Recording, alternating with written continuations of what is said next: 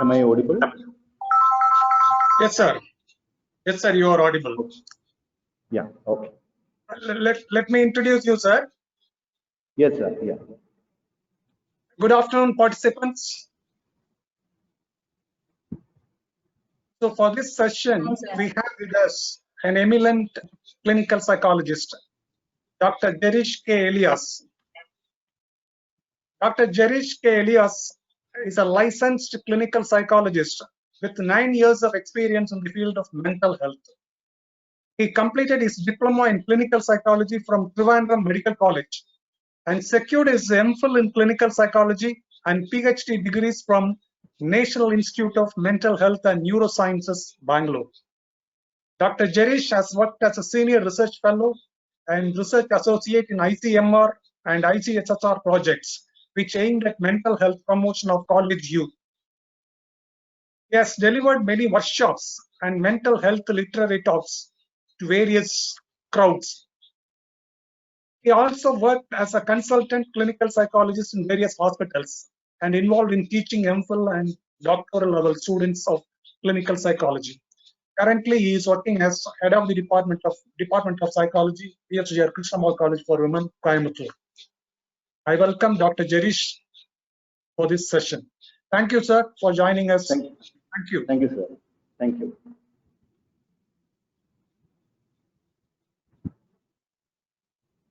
Sir, shall I start? Yes, sir. Yes, sir. Okay. Yeah. Good afternoon, all. I'm very happy to be here, and thanks, Paramanand sir, for inviting me to handle a session on stress management. I think all of us would have had a very good lunch, and we are already relaxed. So more relaxation is something which I don't know how I will be able to embark. But still, I'll try my level best to discuss about the various strategies that we can make use to deal with our stress. Probably Paramanandam sir would have mentioned about what is stress, and he would have given you a very good information about stress. So I'll be touching a little bit only on theory part, and we'll see something which we can practice to feel that relaxation. You know, in a virtual world, it is very difficult when it comes to any practical session, but still we will try as much as possible.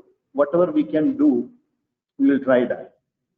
And I will also request all of you to interact with me either through chat. That will be good. Maybe we can make it a little more interactive also, so that the momentum of presentation can go on well. Generally, when we see, sometimes we used to see advertisements saying that lead a stress-free life. When we see such advertisements, sometimes we feel very tempted. We feel so attracted to these kind of programs. That's wow, good. A stress-free life. That's really good. But sometimes when I see these kind of advertisements, I'm also a little apprehensive about it. My worry is actually a person, an eminent researcher. His name is Hans Selye. He is considered as the father of stress research. So according to him, complete freedom from stress is death. So in a way, if somebody is saying that they are stressed, the positive side of it is we are alive. If we are stressed, that is an indication that we are alive. So stress is not all about negative. However, all of us know that stress is something which can interfere with our performance. It can interfere with our day-to-day functioning, better functioning. So what should be our aim? Is it a stress-free life? Asking for a stress-free life is almost like asking for a permission to commit suicide, as I was mentioning. Complete freedom from stress. So our aim should move from stress-free life to stress-managed life. Management of stress is very important when it comes to our day-to-day life, day-to-day functioning, and for all our aspects of our life. All of us know that if stress goes beyond a point, it can cause a lot of problem. But a minimum stress is something which can actually improve our performance also. So, for example, there is a presentation which is coming up for me, and I'm a little stressed about it. So that stress will drive me to start preparing for the presentation, and I will put my all efforts to make it somewhat a good presentation. So in a moderate level, it can be helpful. So our aim is to regulate and make it in a managed kind of level. Let me ask you, maybe some of you can just write it in your chat box. Generally, what makes you feel stressed? Can I have some responses in the chat?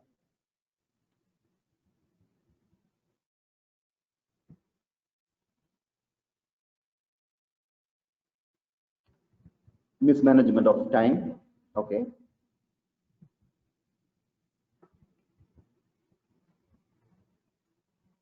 Any other reasons that make you feel stressed or experience stress?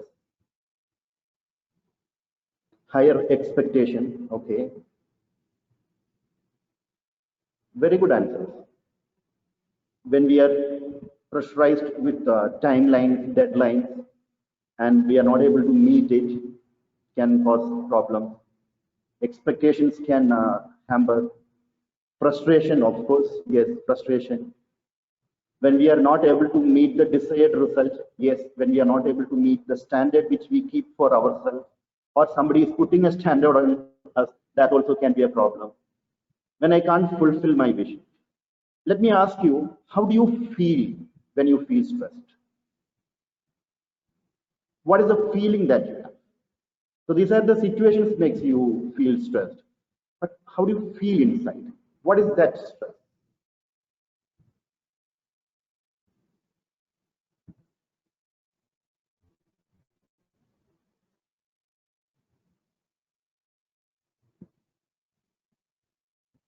Loneliness. Okay, very good. Loneliness. No, loneliness is not very good, but I told good to the answer. Loneliness. Anxiety, aggression, yes, yes. The breathing style changes and restless, yes. The physical changes can happen. Anger, true, true, true. Yes. So this is exactly what is stress causing to us. Stress has got majorly two components. One is our emotional component, and another one is the physical tension. Yeah, helplessness also is another emotion which you can feel. So stress has a feeling component to it, that is the emotional part, and it has got a physical sensation part also, which is the physical tension. So that's how our body responds to any kind of demand or threat which is posed to us. Or when we face such kind of a threat, we tend to have an emotional and a physical reaction. But sometimes this threat can be real or imagined. Sometimes the threat is very much real. There is an upcoming deadline which I need to meet, which is very real. But in the darkness, I am assuming that there is somebody is there to attack me. That is an imagined one. So you can get stressed about something which is real, and you can also get stressed about something which is imagined, which is only inside your mind. It is not there out there in the environment. Another thing, stress can be acute, which is almost like a short-term stress, something which will be short-lived. It will happen now, and after that event, it will go away. But some stress are chronic. For example, somebody who is facing unemployment problem, or somebody has a broken relationship. These kind of stressors, it stays weeks and months altogether. So it becomes chronic. And what happens when we have chronic stressors? When we have chronic stressors, we go through a condition called general adaptation syndrome. This is given by Hans Selye. So according to this syndrome, or according to this condition, you can see that left hand side, there is a straight line, a thin line is there. In the picture, if you see, there is a thin line in the middle. That thin line is our baseline. Baseline basically means that is the life where we are able to manage our stress, we are not much stressed, and that is our baseline of our functioning. So that is the line in which we are moving comfortably with our life. But sometimes when a stressor comes, suddenly we get disturbed. That smooth line gets disturbed and we go down. And when we go down, that phase is called as alarm reaction. Our body starts reacting to stress.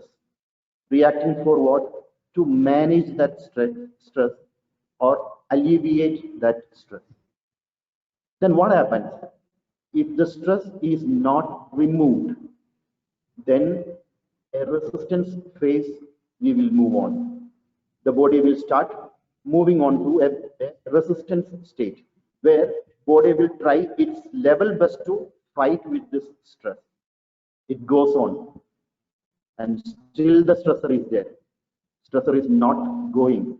Then what happens is that all our resources will start depleting, and then we fall into a state called exhaustion state, where we will not be able to, or we become sick, and ultimately even death can happen. And that is the reason a chronic stress is something, if not managed well, can cause a lot of problems for us. And that takes us to the real reason and the need for managing our stress. I mentioned that if we are managing our stress, what should be focused on? We should focus on two aspects. As I mentioned, stress is a feeling of emotion and physical tension.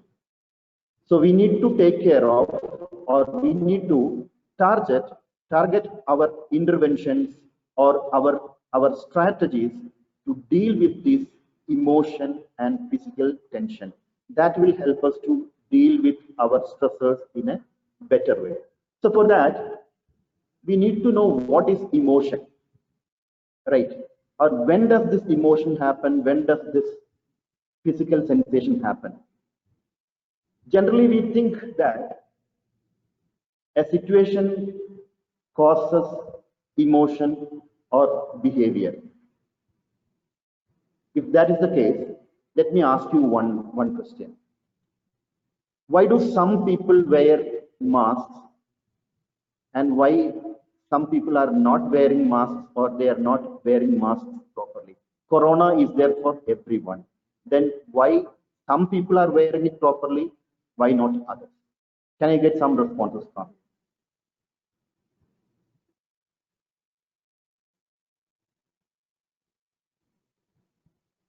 I'll repeat my question. Corona is everywhere. That is the event. But everybody is not wearing masks, or some people are not wearing masks properly.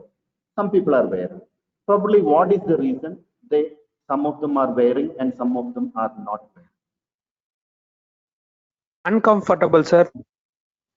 Okay, it's uncomfortable. That is one reason. Yes. Any other reason? Maybe some Which is people unusual. are overconfident of not getting corona infected. Yeah, some people are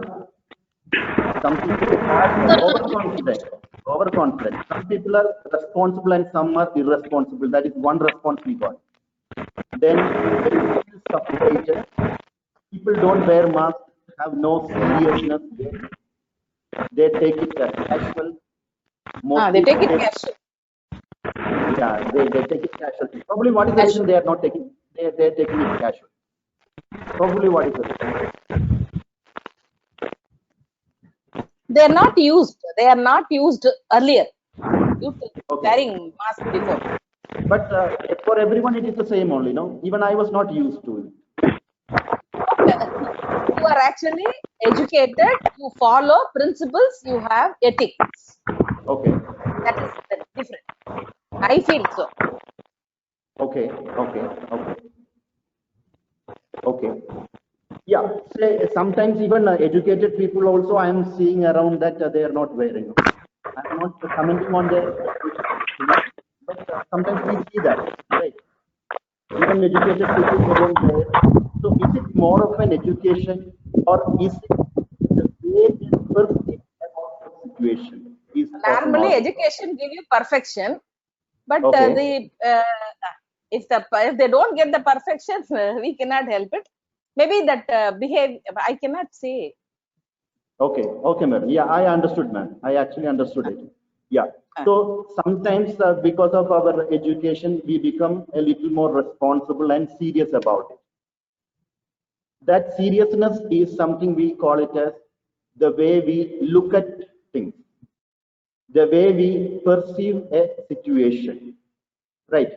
There is one more response which has come. Some have fear and some are fearless. I'm not affected by it, but it is fear of unknown. Okay. This is what exactly makes us behave or emotion or feel emotion in certain ways. The situation is not creating any emotion or behavior. If the situation is making us feel stressed, then it should be stressful for everyone. If Corona is making us anxious, everybody should feel anxious. If Corona is making everyone wear mask, everybody should wear mask. But it is not happening. So probably what is happening between this A and C, something else is playing a role, and that is called as B. B is belief, thought, inner thoughts. The way we perceive the situation make us feel in certain way or make us behave in certain way. I'll give you one example. I'll take one example which was given by one of the madam. She told that we feel overconfident. So that is the way I am looking at this event. Corona is there, but I am very healthy. So there is no problem. I will not get it. When I have that kind of a thought, or when I have that kind of a belief, naturally I will not be distressed or anxious.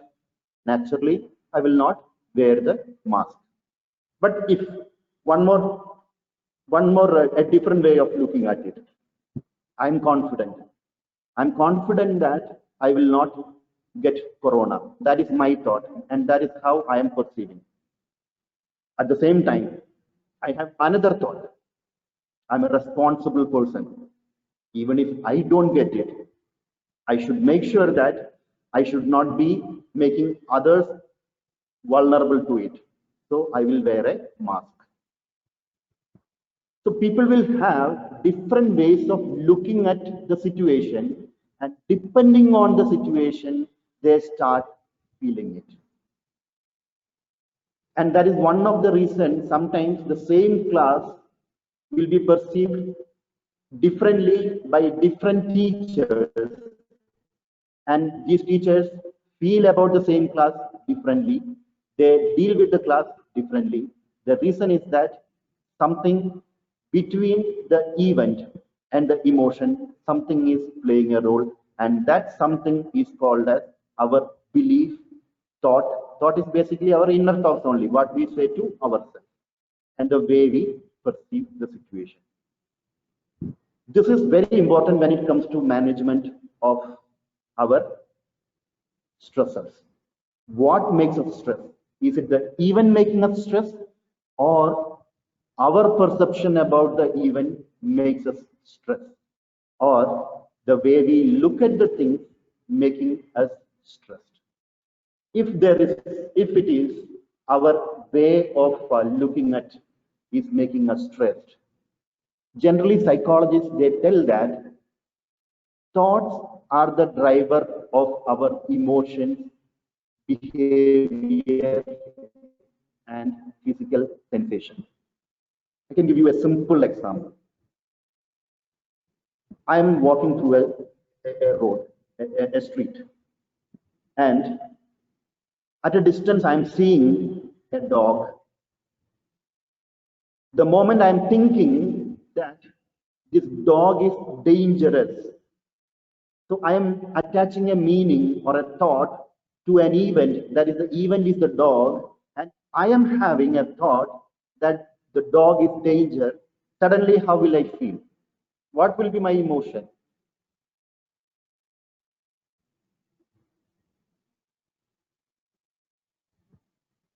You can unmute and tell me, not a problem, not necessarily chat I over. think fear. We used to get fear. Exactly. I feel scared, right? Because my thought, that dog may not be really dangerous, but if me and my friend are going, I am perceiving the dog as dangerous. I feel scared. Whereas my friend is looking at the dog and tell that, oh, there is a cute dog. Naturally, my friend will not feel scared. And what will be my behavior then? If I'm scared,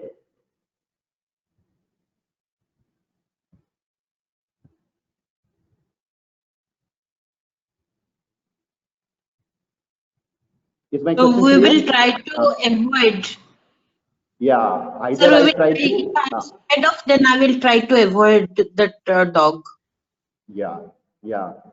I will try to avoid the dog, or I will start searching for a stone, or I will start searching for a stick. Okay.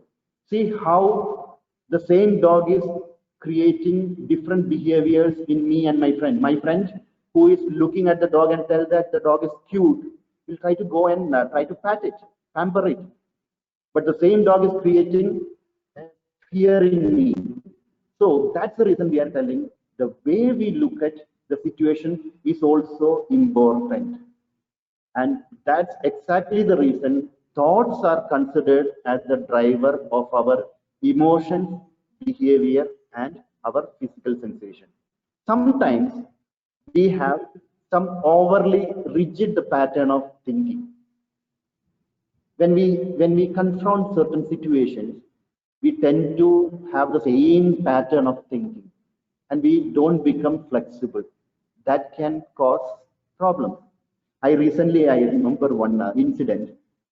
I went to one office, and then so in the office there was a lady, and I went to her and I told that, ma'am, I'm so and so, Jarish, I'm a faculty in PSGR Krishnamal College.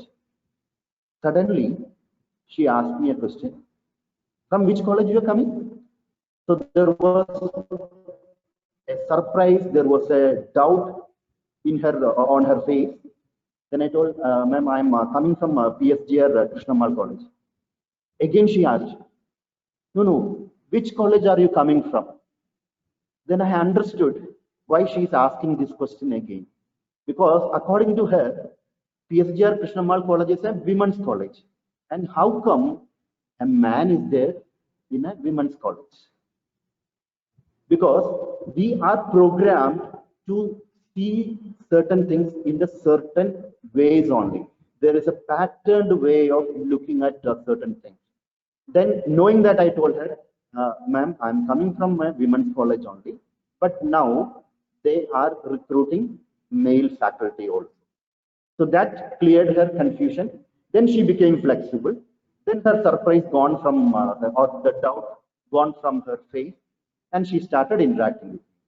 What if she was not flexible and she doesn't get adjusted to the information which I have given? Then I will have to go back to my home. I have to travel back to my home, take my appointment letter, then go and show her that I am from PSGR Krishnamal College. So these kind of patterned thinking, and when we are not becoming flexible, when there are some more additional information happen, we tend to have the emotion, or when we tend to have these kind of negative emotions.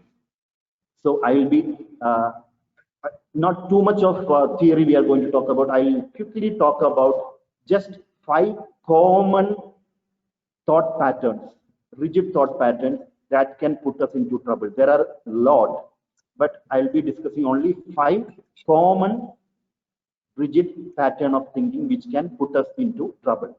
And we will call it as mental mind trap. Okay, or a thinking trap. We will call it as thinking trap. The reason is that if we start thinking that way, we feel distressed, we feel negative emotion more often. Okay, these are the 5 common thinking traps which, if you analyze your own thought pattern, and if I also, if for everyone, if we analyze, there will be 1 or 2 thought patterns which is very dominant and prominent in our mind, and which is creating lot of troubles to us. One is mind reading, another one is me trap, next is them trap, then something called catastrophization, and helplessness trap. We will go through each one. What is mind reading? Mind reading basically means assuming you know what another person is thinking. So it is almost like there is a film, and in the film the actor has acted and another person is dubbing for the actor. The same way we are dubbing for somebody's thought, which may not be accurate, right? Or we expect that others should understand our thinking even without we telling. These are some of the examples, like my boss is thinking that I am inefficient. I really don't know my boss is thinking that way, but this is my assumption. I am reading his mind and telling that my boss is thinking that I am inefficient. My boyfriend is thinking that I am ugly. If he is my husband, he should know how much upset I am. So it's not that we read others' mind. Sometimes we expect others to read our mind also. And all these things generally puts us into trouble, because nobody has the ability to read mind. And unfortunate thing is, when we read others' mind, we generally read in negative perspective only. I will not be thinking, my boss is thinking very nicely about me. Very hardly I think that way. Generally, I think that, oh, my boss is thinking that I'm inefficient. Okay, so this is called as mind reading. This thinking trap can put us into trouble. If you have any doubts in between, you can ask me, not a problem. I'm assuming that you are understanding and moving on. The next thing is me trap. This is another style of thinking trap where I hold myself the responsibility for all the problems and setbacks that have happened. So the example is, I am the only person who is responsible for the bad result of my class. How will you feel that way? If you think that way, how will you feel? This is a hypothetical situation. Nothing is not happening to you, but I just gave it as a hypothetical situation. How will you feel that? If you think that you are the only person responsible for the bad result of your class, how will you feel?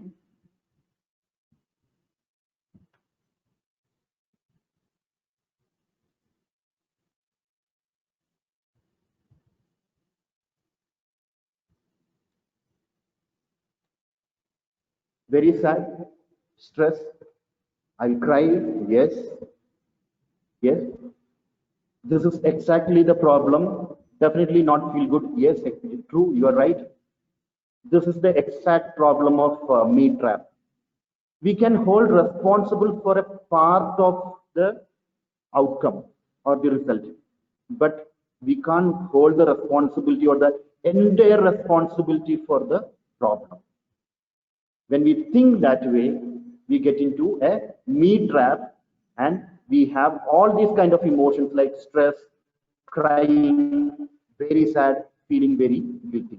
So you need to be careful about getting into these kind of traps. Next thinking trap is them trap. So this is entirely the opposite of me trap. I'm telling that the whole responsibility for the result or the outcome or the setback is other people or the circumstance.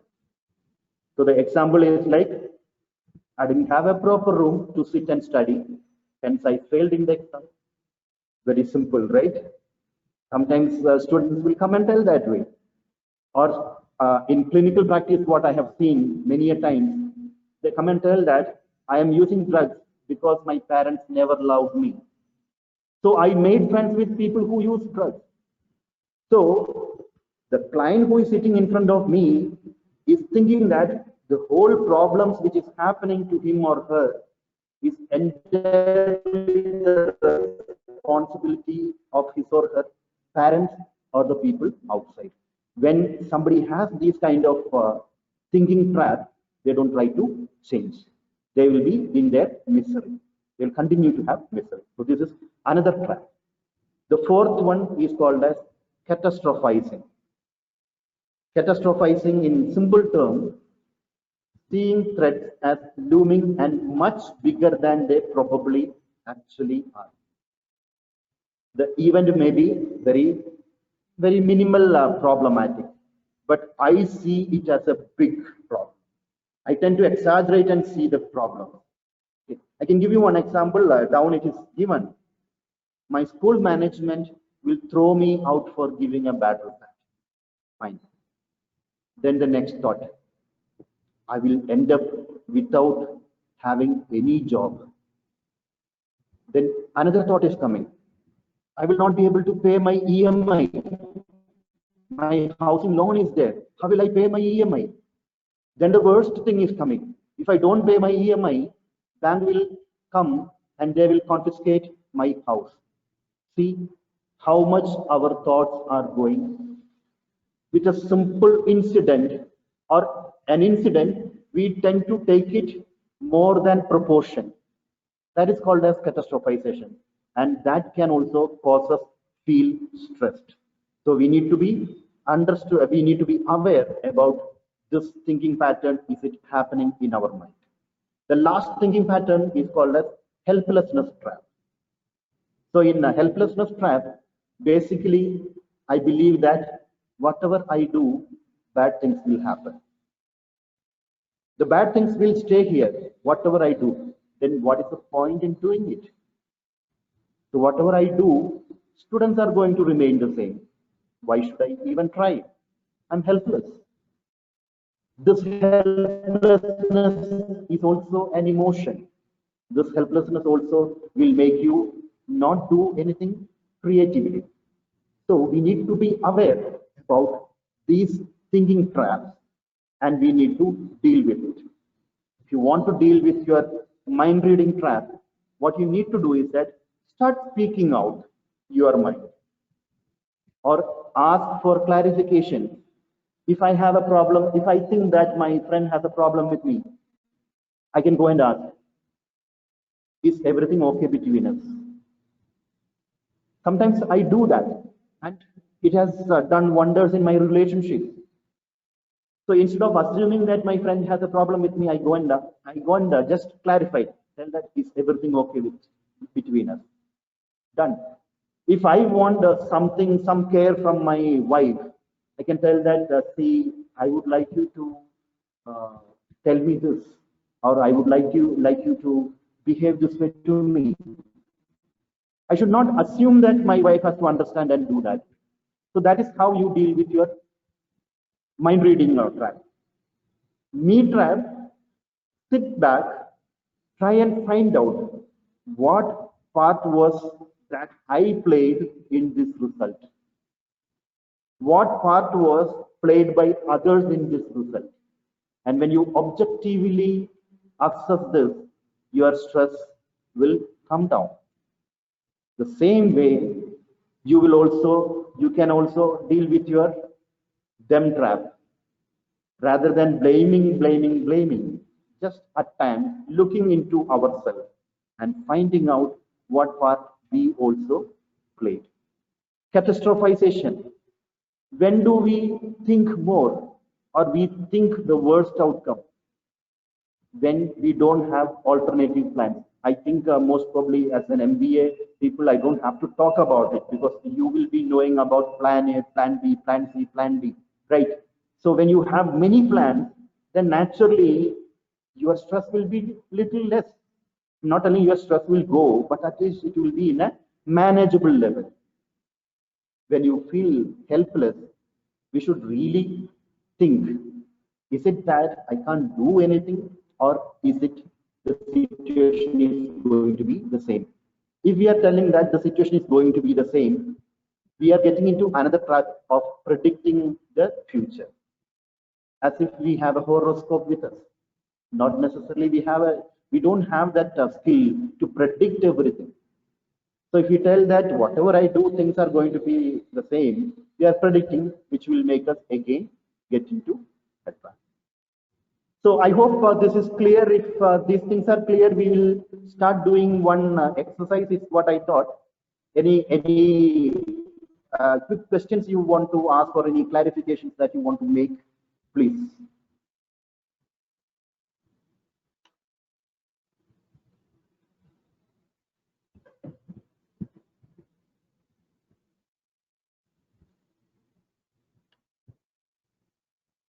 Shall we move on to the next part of our presentation, which is the relaxation technique? Yes, sir. Okay. So emotions I spoke about, it is thoughts which you need to take care of, which will help you in dealing with your emotion, your behavior, and physical sensations also. Along with that, relaxation technique is something which will help you exclusively in dealing with your physical sensations that are related to stress feeling. Generally, what are the physical sensations that you experience when you feel stressed?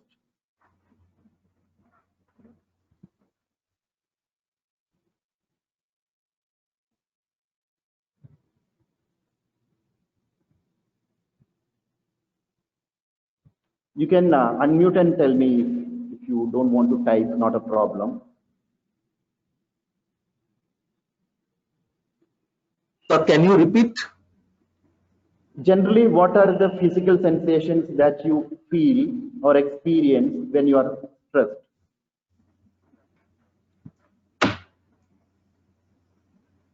Lack of thinking, sir. Okay, thinking will be there. In terms of physical sensation, what will happen, ma'am?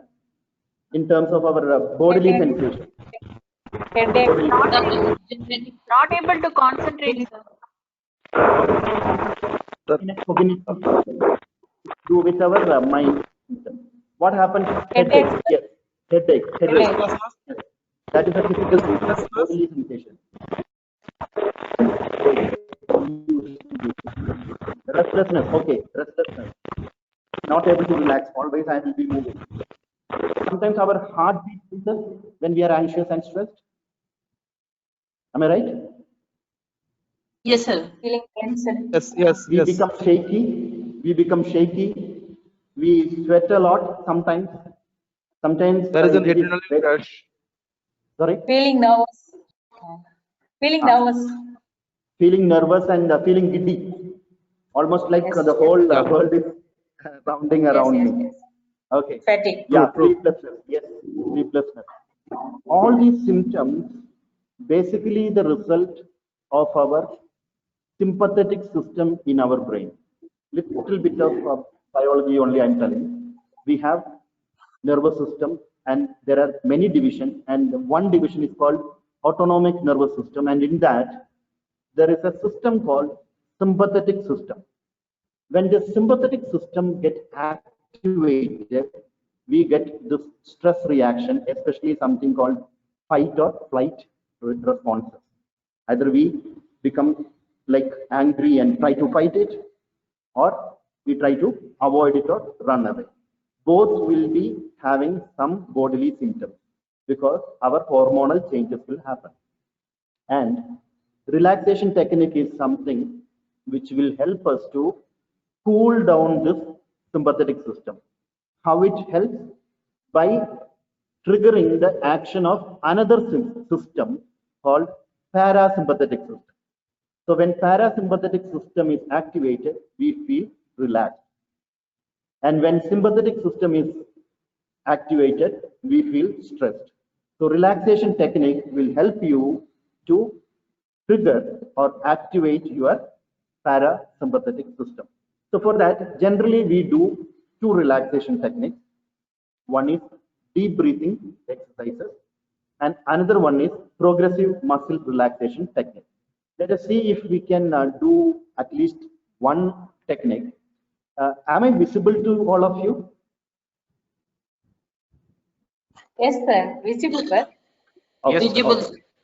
okay.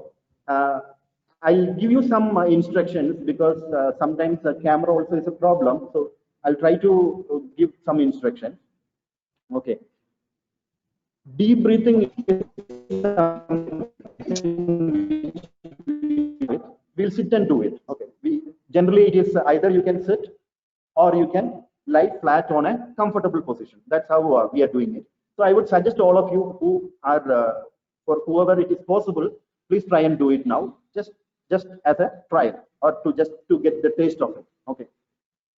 We just have to sit comfortably. Keep your hands on your thighs, or if you have a armrest for your chair, you can keep it there for the time being. Keep your legs a little apart.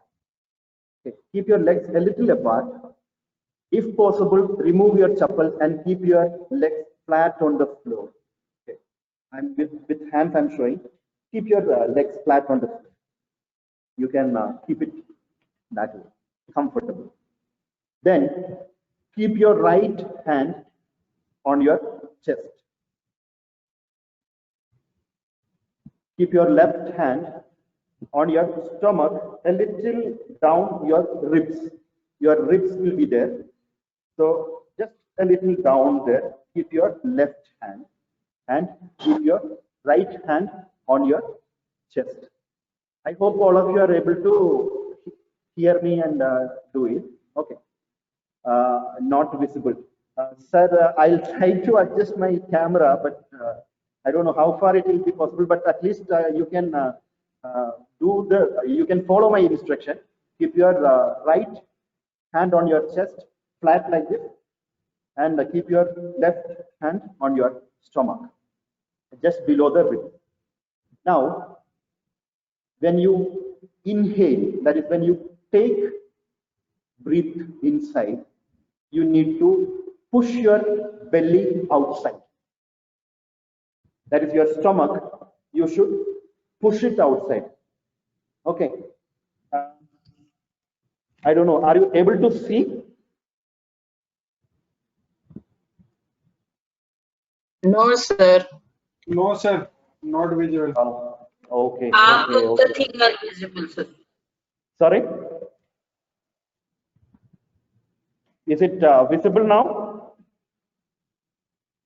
Okay, sir. Okay. Yes, sir. Okay. So yeah, so my hand is in the belly now and my right hand is on the chest. Now I am pushing my stomach out and then inhaling. Okay, so while inhaling, not when I'm talking, but while inhaling. So it will be, so when I take my breath inside, my left hand will rise. That is, my tummy will rise, my stomach will rise. So naturally, my left hand will rise. And my right hand should not move. That means your chest is not moving, only your belly is moving. So you took.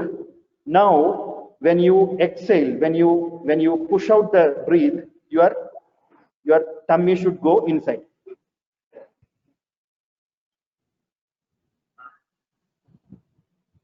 So when you are exhaling, is my face visible now? Yes, sir. Yeah. Yes, so sir. when you are exhaling, it is through your mouth. Okay, so you are inhaling through your nose by pushing your stomach out. That is, your left hand will rise and your right hand will not move. When you are exhaling, that is when you are pushing out your breath, your stomach will go inside and you will be exhaling through your mouth. Mouth, you can be like, now you can see it now.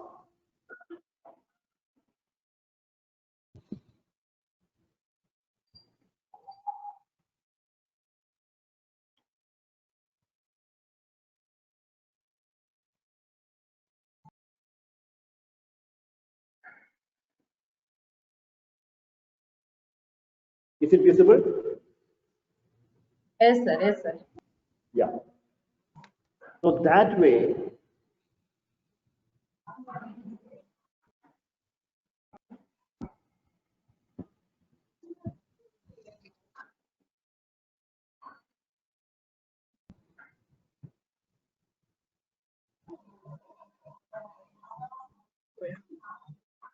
this is called as deep breathing technique.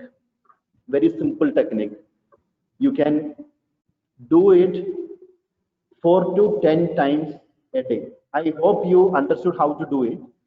The camera, I hope it was visible at least a little bit.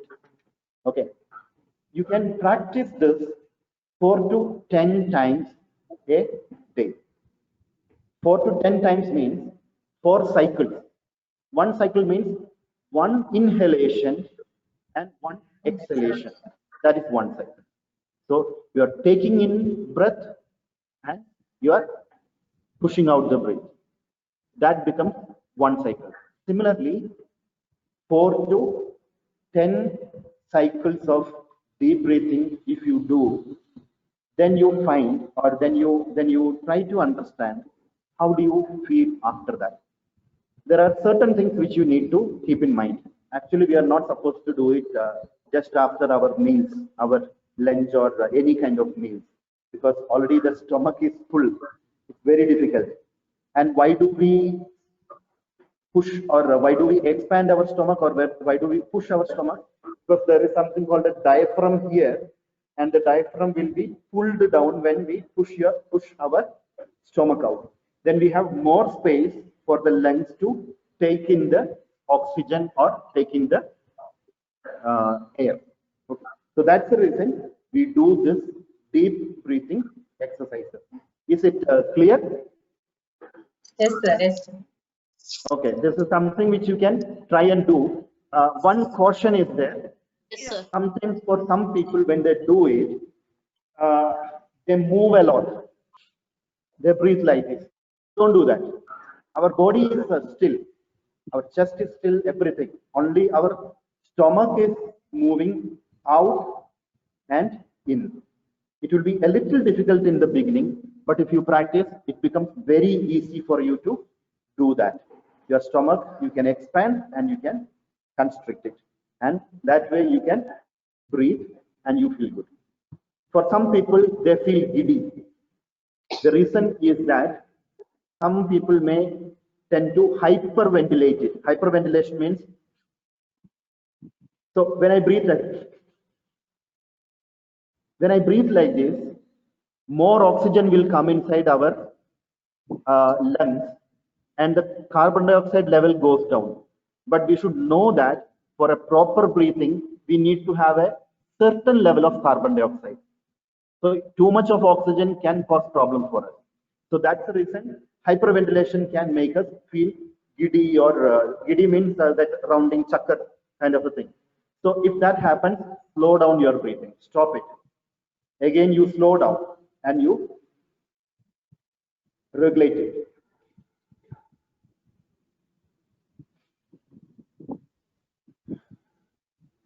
So that way, when you do, this breathing has a very good correlation with our stress.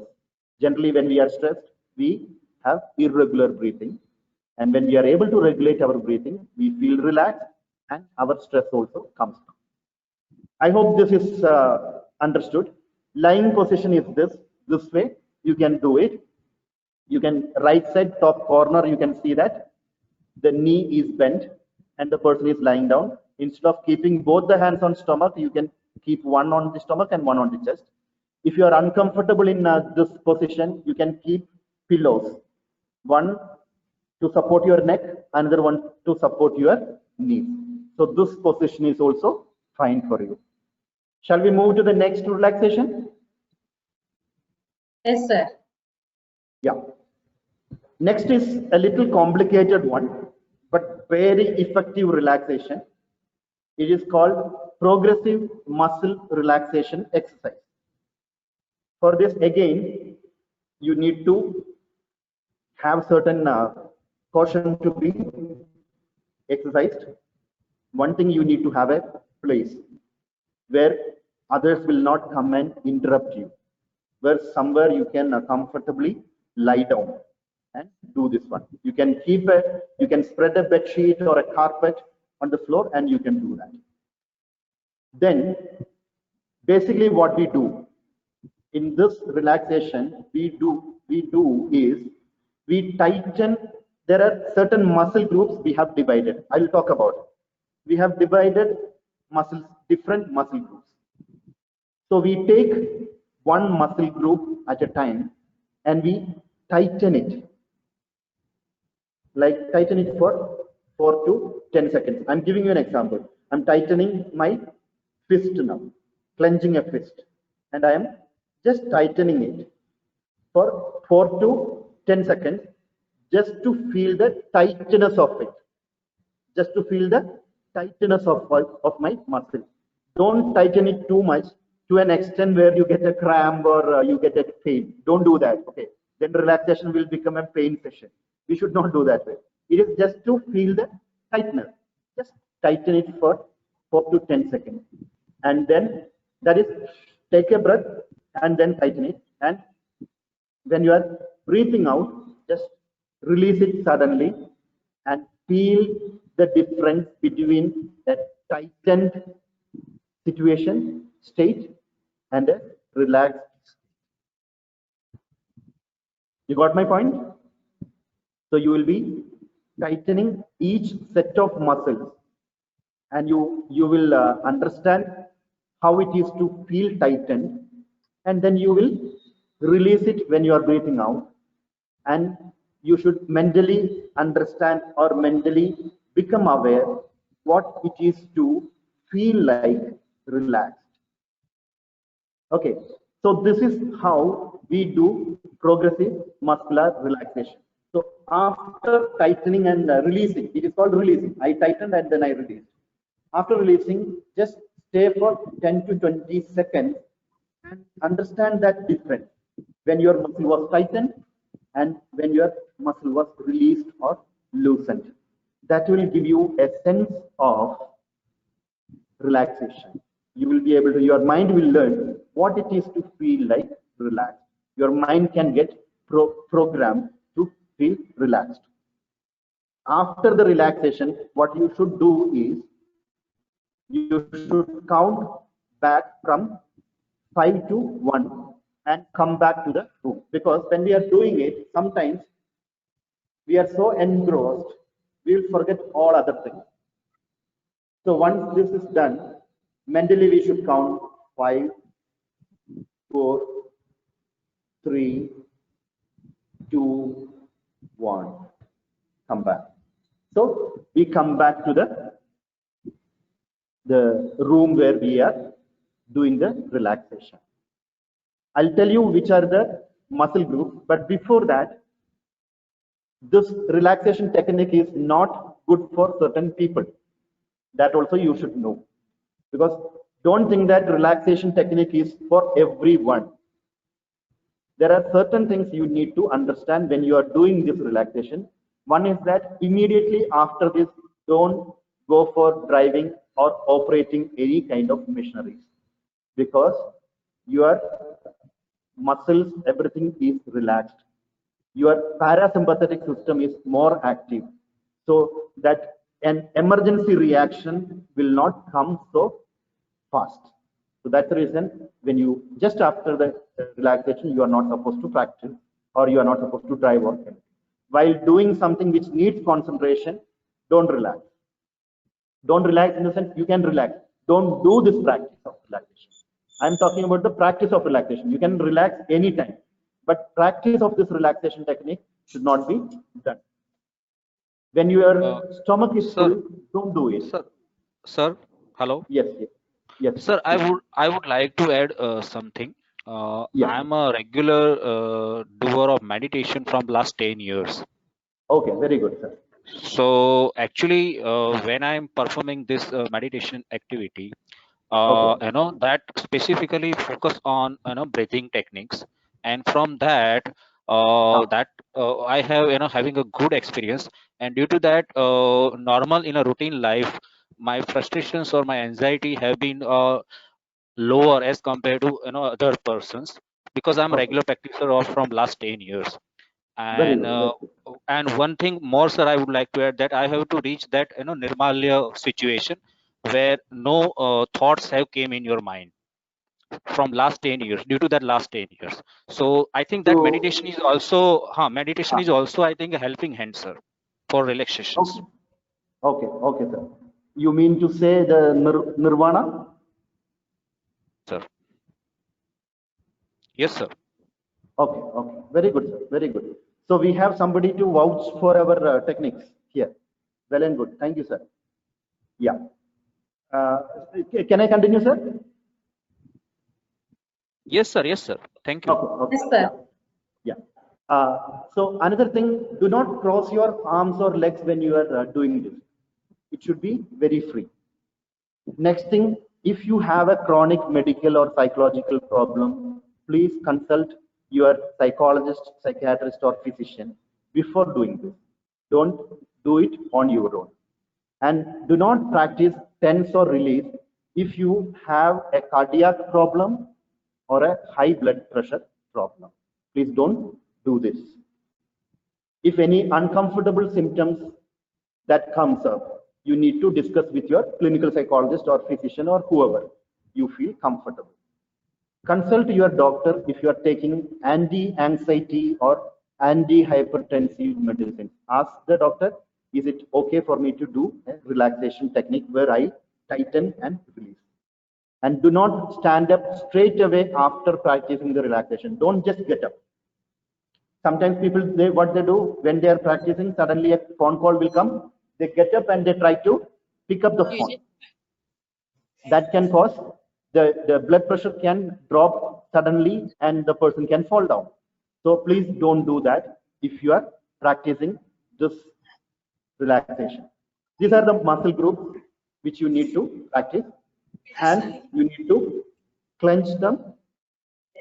Wrists and forearms. I hope you are able to see me. You stretch it and stretch it like this. And then release it. Are you able to see me?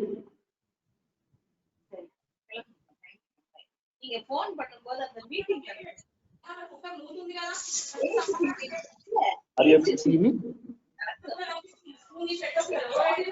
Yes, sir. Yeah, yeah, yeah. Somebody else is talking.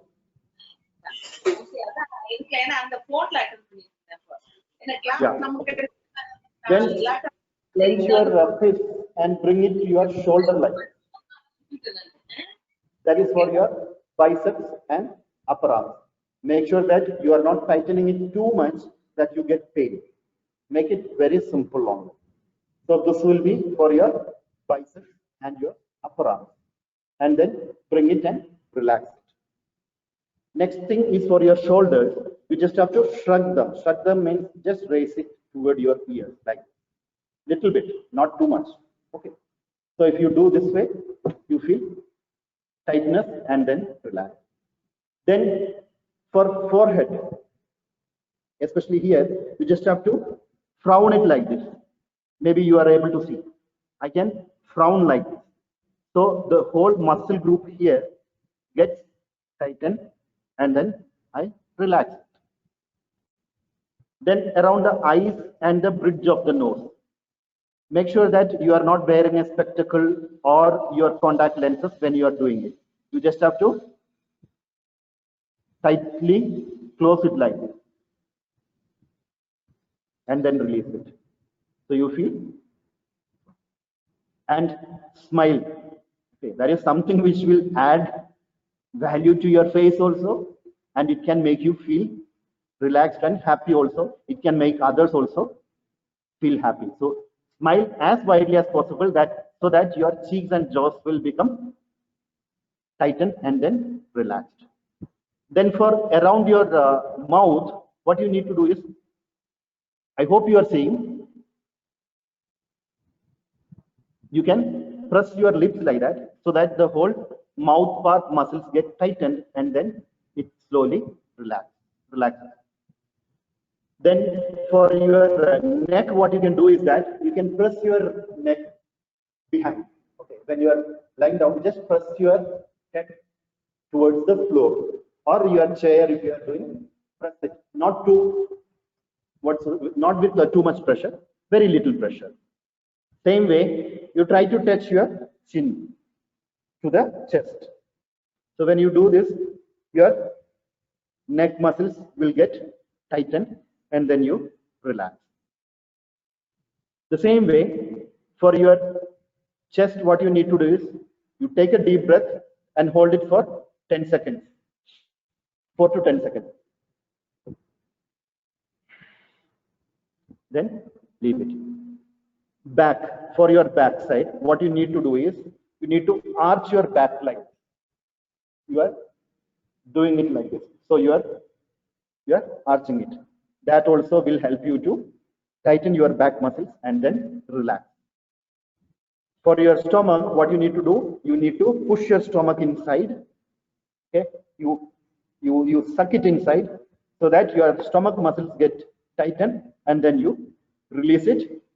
Your buttocks, you push it towards the floor so that muscles get tightened, and then you release it.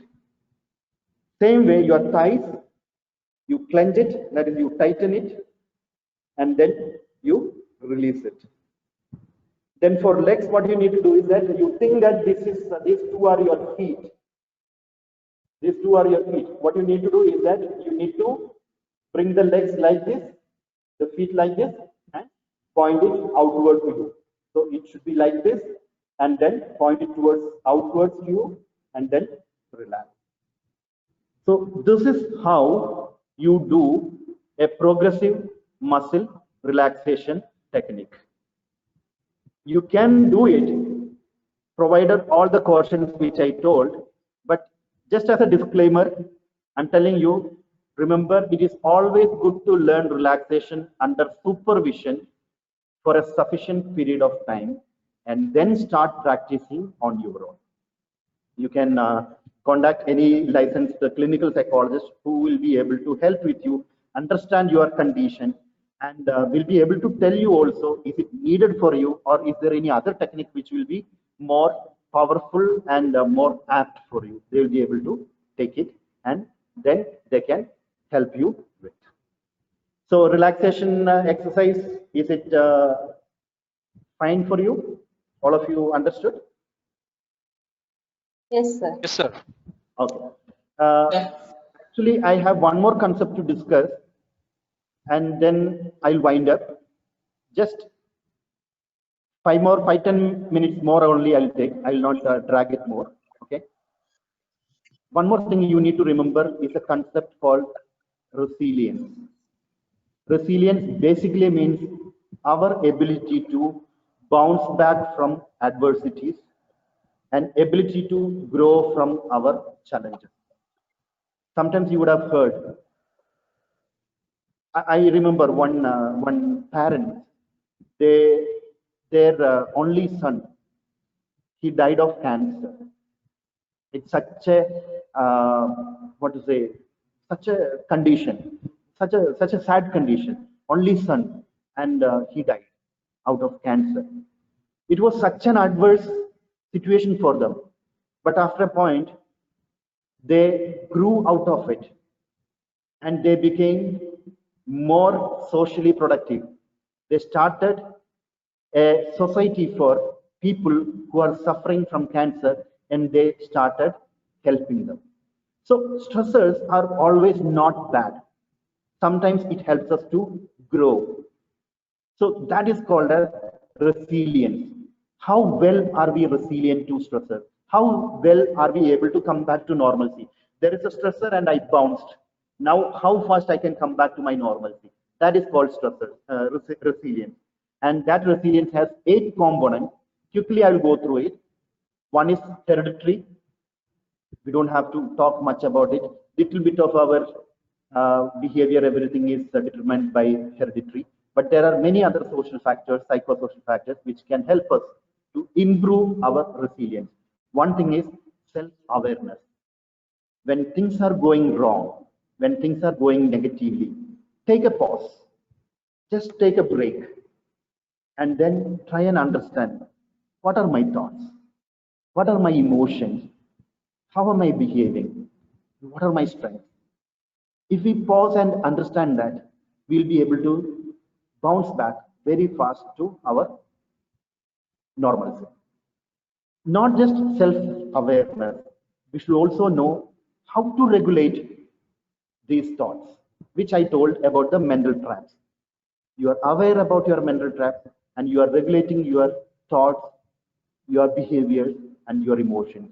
Then also you become more resilient. Next is called mental agility. It is the ability to take different perspective for the same problem. When we are able to take the perspective of other person, we will be able to better understand the situation. When we are able to take a third person's position and look at a problem, then we are able to detach ourselves and understand the problem. So mental agility is the ability to take multiple perspectives and having problem solving ability. Next is optimism. It is considered as the engine of resilience. If you want to bounce back to your normalcy, optimism is something which we need to have more. That is a belief in the positive future. That is optimism. So we need to repair our engine and make it more functioning or more efficient so that we are resilient and we are able to manage our stressors well. Next is called self-efficacy or mastery. That is having an attitude that I can master my environment. Realistically, we are thinking, it's not unrealistically. I know that I can do it. If I take this path, I can achieve it. So when we master ourselves, when we master our environment, we become more resilient. Then sense of connection. We should have friends. We should have people around us. We should connect with people. Make sure that every 2 weeks you meet your friends, or make sure that every other day you call one or the other friend and ask them, talk to them. Sometimes you can have a connection, something larger than you. If you are a religious person, if you are a spiritual person, you can think of something like that. Or if you want, you can get connected to your universe. Or it can be connection to a purpose, a goal in your life, which also can make you resilient, and you can become more resilient and deal with your stressors. All these are internal factors I've been talking about. The 8th and the last one is positive institutions. We should have families which are positive. We should have communities which are positive. We should have college and school which are positive. If we have positive institutions, that also improve our resilience and our efficiency and our effectiveness in dealing with our stressors very well and very fast. So with this, I am winding up my presentation. In the virtual world, a lot of disconnection can happen, but still, with whatever the connection we were able to make through this virtual world, I hope I was able to convey a little bit of information and a little bit of techniques which would be helpful for you. And I thank Paramanandam sir for, again, I'm thanking him for inviting me and giving me an opportunity to interact with you all, and Satyaprabha madam, who was handling all these things, and all the team and all the coordinators, and above all for your wonderful interaction and wonderful participant. I thank. Thank you very much, sir. Actually, I should thank you for your excellent session. I have Thank you, learned sir. a lot from you. Thank you, sir. Thank you. Thank Sir. you. Yeah. Let me thank people. Yeah. Sir, now can I exit or? Yes, sir. Leave. Okay. You can click leave that event. Okay. Yeah. Thank you so much. Thank you. There will be a link, sir. Leave. Okay. Leave meeting is there, sir. So I'll click. Yes, sir. Yes, sir. Yes, sir. Thank you. Thank Thank you, sir. Thank you. Thank you. Dear participants, I think we have come to the last part of this faculty development program. Let me thank people. I thank wholeheartedly AICTE Training and Learning Academy for having sponsored this FDP on organizational behavior. I thank our management for the opportunity they have given to me to coordinate this FDP. I thank our principal madam, Dr. S. Nirmala, secretary madam, Dr. N. Yasoda Devi, director, Dr. P. Sadashivam, chief mentor, Professor S. Balasubramanian, and my faculty colleagues for their unstinted support. I thank our resource persons, Dr. B. Sri Prabha, Dr. Vandana Madhav Kumar, and Dr. Jerish K. Elias for their active participation and support. I thank wholeheartedly my colleague, Mrs. Satyapriya, who remained alert and hyperactive throughout these 5 days of the program, taking care of the technology part. Finally, I thank all the participants for your cooperation, participation, and support. Thank you very much. God bless you. Now the test link will be made available in the chat and also in the WhatsApp group. So please complete the test before 4:45 p.m. Thank you very much. God bless you. Sir, feedback link, sir. You have to give feedback in the Atal portal. So Okay, first you complete the test. Then actually Saturday and Sundays are holidays for Atal. So probably Monday we will be able to update your attendance and marks, test marks. Then probably Monday evening, you can give your feedback in the Atal portal. Then you have to wait for 1 working day. After 1 working day, you will be able to download your certificate. So it will take just 2 or 3 more days to get your certificate. Tomorrow, day after tomorrow, we'll try to update attendance and test marks. But Saturday and Sundays are holidays, so I don't know whether we'll be able to update or not. So if not, Monday morning we will update your test marks and attendance. So probably Monday evening you will be able to give your feedback in Atal portal. So don't forget to give feedback. Only if you give feedback, you will get your certificate. That is the condition laid down by Atal. Thank you. Thank you very much. In case if you have any doubt, you can just put a message in WhatsApp. Thank Thanks you. a lot. Thanks a lot. Sir, I have a doubt, sir. I have a query, sir. Thank you, So sir. while Thanks, clicking sir. on the link, The link is not working. link is not opening. It is asking for the permission. We'll check, madam. No problem. I will check. Which one you Sir, are I'm trying? checking. Sir, this is Satyapriya, sir. I'm checking. It will be Yes, sorted link is out. not working. Thank you, madam. Thank you.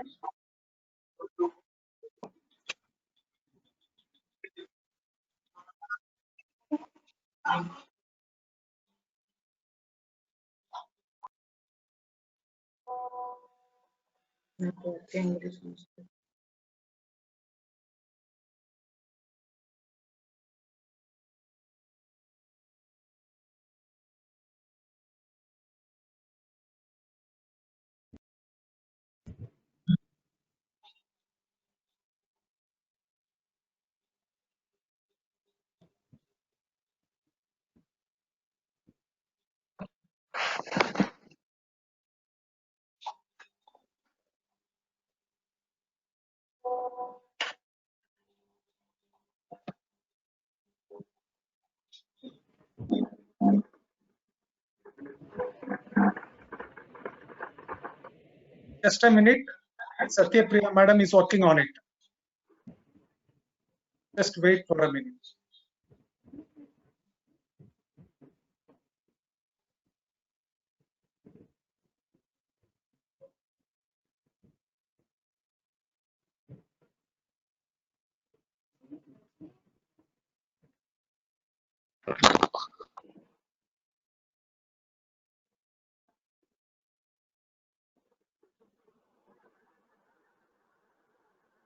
Sir, now they can use the same link. It will work, sir.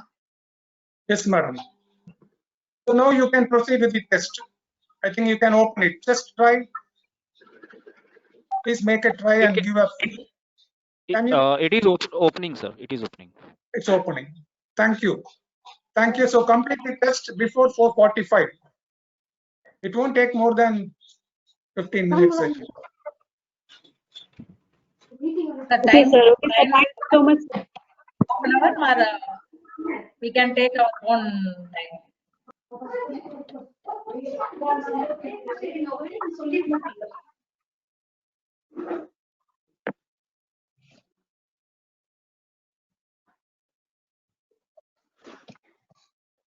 Param, sir. Yes, madam. Sir, you just take care, sir. Shall I leave, sir? So now it's working, madam.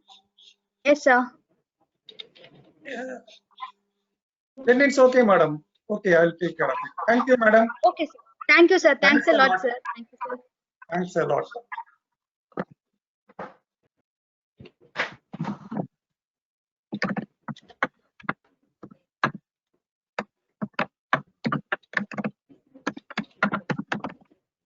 Are you working on it? We leave.